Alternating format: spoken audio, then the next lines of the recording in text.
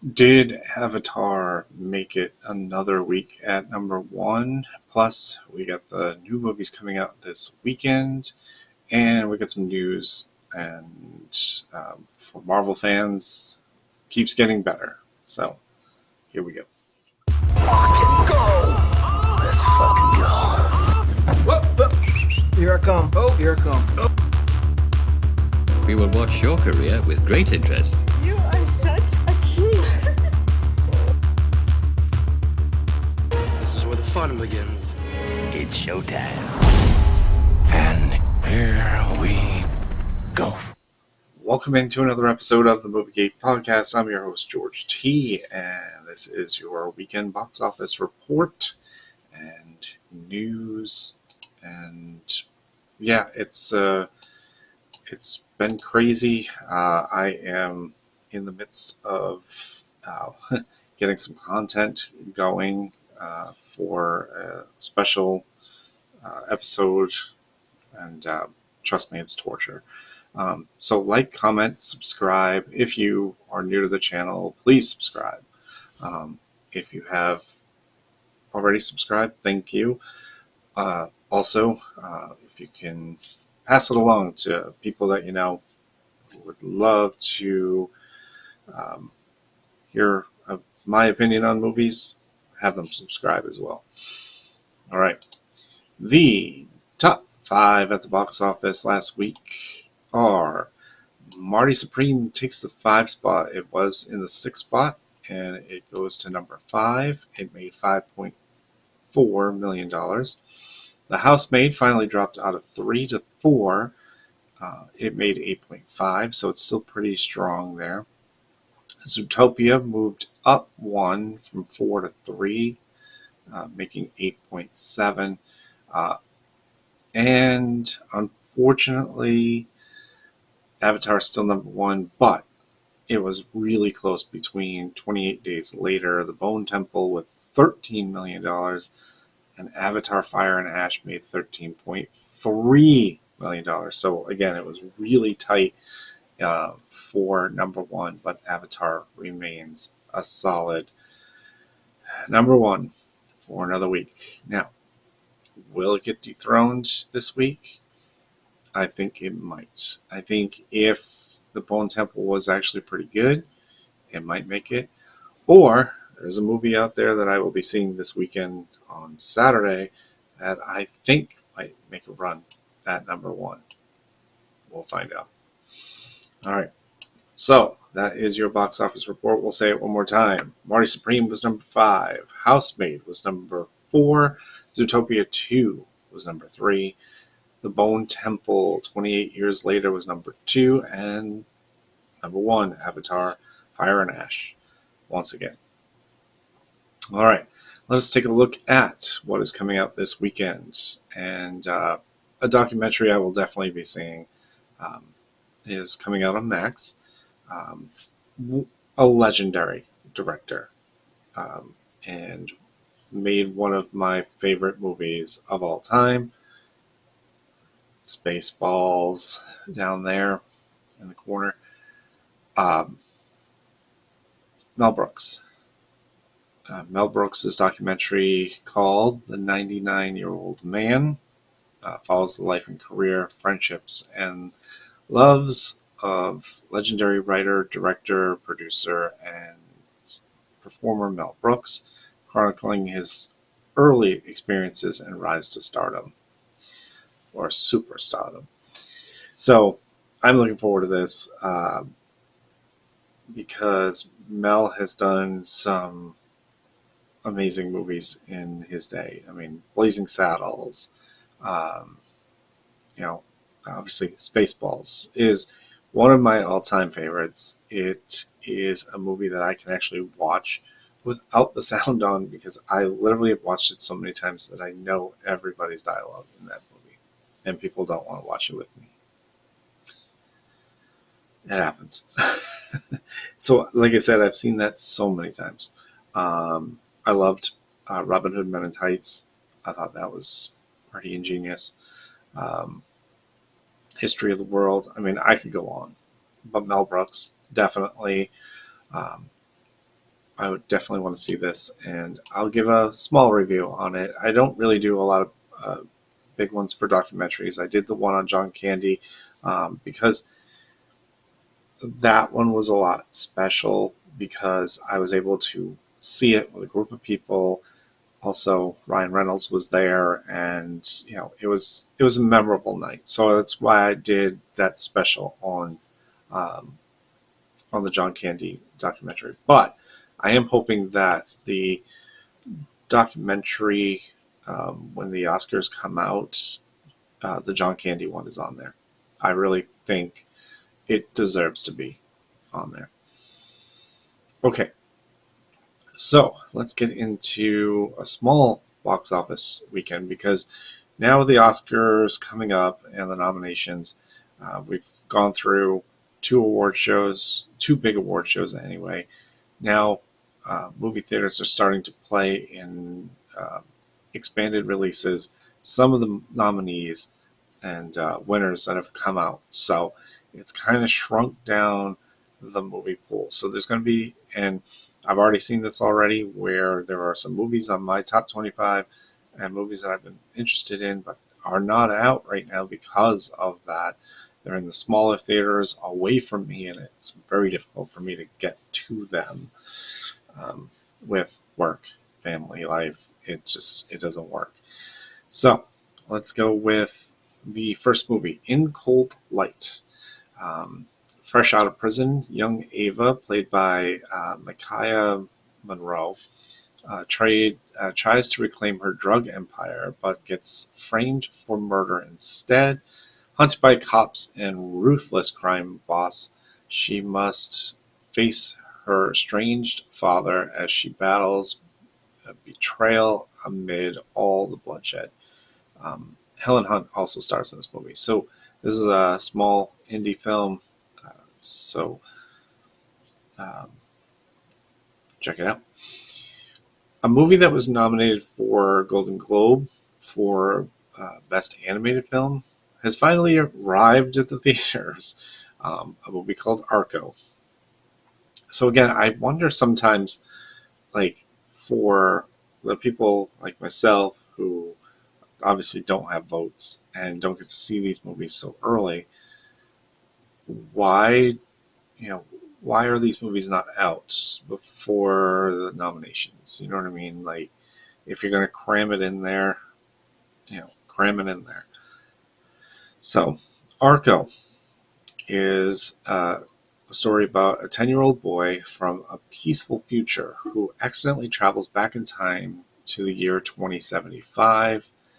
Discovering a world in peril, he bands together with a young girl and her robot caretaker as he sets out on a quest to return home. Voice actors Natalie Portman and Will Ferrell. Actually, Natalie Portman was a producer on this thing. So Arco will be in theaters this weekend. I don't know if it's going to be in big release or small release, though. It was not highlighted, so it might be in limited release and maybe on video demand very soon. A small indie film, H is for Hawk. After losing her beloved father, Helen, played by Claire Foy, finds herself saved by an unlikely friendship with a stubborn hawk named Mabel. All right, so small, feel-good kind of story after loss. A movie called Clicker. A small-town musician seeks success in the Mexican-American music scene. After his performance video goes viral, he strives to establish his unique place. So another music chasing dream story. So if you're interested in that, that will be out in very limited release as well. A movie that I wasn't really thrilled about or thought they should make a remake or maybe a new one, which I don't remember having a newer one to kind of piggyback off of, but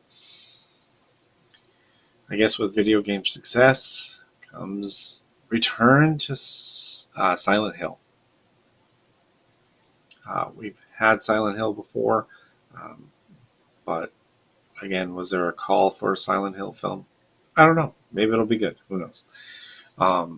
Not going to be on one of my lists. I mean, I'll probably see it when it gets on a streaming service, but not in a theater.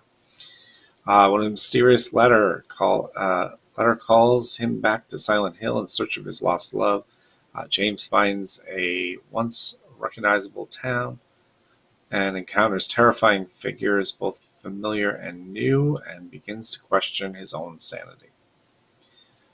So it is basically a Silent Hill game. It looks pretty interesting, but at the same time, it's not jumping out at me going, hey, let's go see this movie. It is what it is. Finally, like I said, it's a small weekend. But I think this movie, and I will go see it on Saturday, so I will have a fresh out of the theater reaction, and then I'll shoot a episode, and I'll have that review for you next week, maybe by Monday, possibly Tuesday. It is called Mercy. In the near future, an advanced AI judge tells a captive detective that he's on trial for the murder of his wife. If he fails to prove his innocence within 90 minutes, he'll be executed on the spot. Chris Pratt, Rebecca Ferguson. Rebecca Ferguson plays the AI judge in this one. So it looks very much like Minority Report, but obviously it's Minority Report was the one that predicted murders to stop them. This is now trying to use technology to solve your own murder case or whatever. So it looks pretty interesting. I hope it's good. From the trailers, it does look pretty good too. So, all right. Briefly in the news, the Duffer Brothers, after their Stranger Things finale and the documentary that came out, which I will be talking about on another episode that will be coming out on Thursday. The Duffer Brothers have a new TV show coming to Netflix, The Burrows, starring Alfred Molina, Gina Davis, Alfred Woodard, and Bill Pullman. The story is following a group of elderly residents who must band together to fight an unworldly threat trying to steal their most precious resource, time. So that looks pretty interesting. There's not any trailers out, but just reading, the brief synopsis of this and who's in it, it looks pretty interesting. So I want to see a trailer for it. It is coming out at the end, probably end of the year, but there's no set date for it yet from the Duffer Brothers. Sad news. Money-grabbing culture is back hard with a new Conjuring movie coming out in 2027 in September called First Communion. It is a prequel movie to the original Conjuring movie. As you can see, it drives me absolutely up the wall. I have done an episode on the Conjuring series. If you haven't seen it, go back and watch it.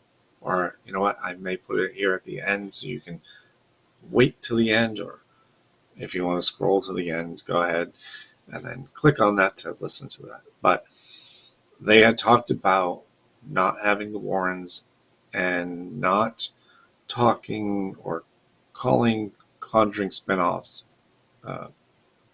They'll be part of the Conjuring universe, but they won't be called Conjuring. This one clearly is Conjuring, First Communion. Can we just stop? If you're going to stop making Conjuring movies, then stop making Conjuring movies. But again, Last Rites made a ton of money, even though it literally was not that good and it had nothing really factual about it. It was just bad. But big news for Super Bowl Sunday. We all watch it. We all watch Super Bowl for trailers and obviously the TV spots. But the trailers are huge. And we're going to get 6 trailers in this one. Now, mind you, Toy Story 5, one of them. You know, like I said, it's a movie that I'll probably watch because I've watched the other 4, but I'm not going to be like, hey, I'm going to go to the movies to watch this. Just not. I will wait. Minions 3. Austin kind of likes the Minions. George, for the most part, liked Minions growing up. I don't think he'll want to see it, but they will have a trailer up. Super Mario Galaxy. So that will be the sequel to Super Mario Brother movie, the animated one. I'll probably go see it if George wants to see it or Ashley wants to see it, but I'm not going to clamor for it. But the 3 ones I want to talk about, The Mandalorian and Grogu, we're going to get a brand new one. Cannot wait. Cannot wait to see what that is going to look like. And that is coming out in May, my birthday month. But not before Hokum comes out on my birthday and Mortal Kombat 2 comes out the following weekend. And then The Mandalorian and Grogu. And the 2 Marvel movies. Yes. Spider-Man Brand New Day and Avengers Doomsday. I cannot wait to see what this trailer is going to look like. This is going to be the first so-called trailer, even though we've had 4 trailers out there, but those were just clips. Were they preload clips or were they part of Doomsday? We'll find out. We'll find out. So that is the big news, is we're going to finally get to see Spider-Man Brand New Day trailer and the Avengers Doomsday trailer with Doctor Doom. Cannot wait. Cannot wait for December 13th. All right. Finally, Marvel news, piggybacking off of Doomsday. Now, Doomsday was only inserted into this multiverse saga because of what happened with Kang, Jonathan Majors. Because it was supposed to be the Council of Kang in the new movie. I forgot what the name of it was, but it was supposed to be Avengers, something with Kang, and then into Secret Wars. So, for Marvel fans, it was finally leaked what the Kang movie was supposed to be about. So, obviously, after Loki, the TVA began gathering anchor beings from across the multiverse, believing that they were the only ones powerful enough to defeat the Council of Kangs. Because at the end of the Ant-Man and the Quantum Madness, they had the Council of Kangs in the post-credit scene. So everybody was excited about that. So, who were some of these anchor beings? Tobey Maguire, Andrew Garfield, Tom Holland, Hugh Jackman, and Nicolas Cage. Yes, Nicolas Cage coming back as Ghost Rider. Were some of the anchor beings in question, which was going to be on a smaller scope and it was going to lead into Secret Wars, which was supposed to be a grander scale. Now, is Doomsday going to lead into a larger Secret Wars? Who knows? This cast is huge at the moment. Could it get bigger? It could. It could.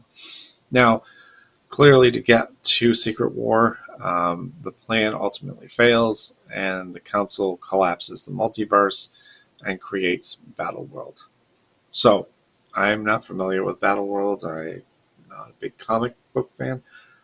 So, I'm assuming this has some big ramifications, and that's why Secret Wars comes into play. So, yeah, I would have liked to have seen what that had looked like. I still want to know how they're going to write out Kang. How are they going to end, that whole thing? Because right now Kang is still kind of out there. I know we kind of just brushed him off, but he's still kind of out there. So is Doom going to erase his timelines? Obviously, we know that Loki's back. We know that probably Doom and Loki are going to meet at some point because he's going to try to collapse multiverses. Because at the end of the multiverse saga, there hopefully won't be any more multiverses. But you never know. Alright, so that is it for this show. Weekend box office reports are usually very quick, unless it's a really long weekend, big weekend. So, what do you guys think of the news of all this? And like I said, I'm going to link the Conjuring video to this one, and catch Thursday's one with the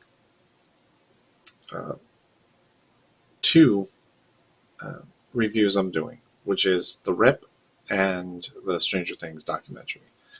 And I'll see you all at the movies. You like that, baby? Let him know where I came from, yeah! See you next time. Bye. Waiting for you. Goodbye. Goodbye. Goodbye.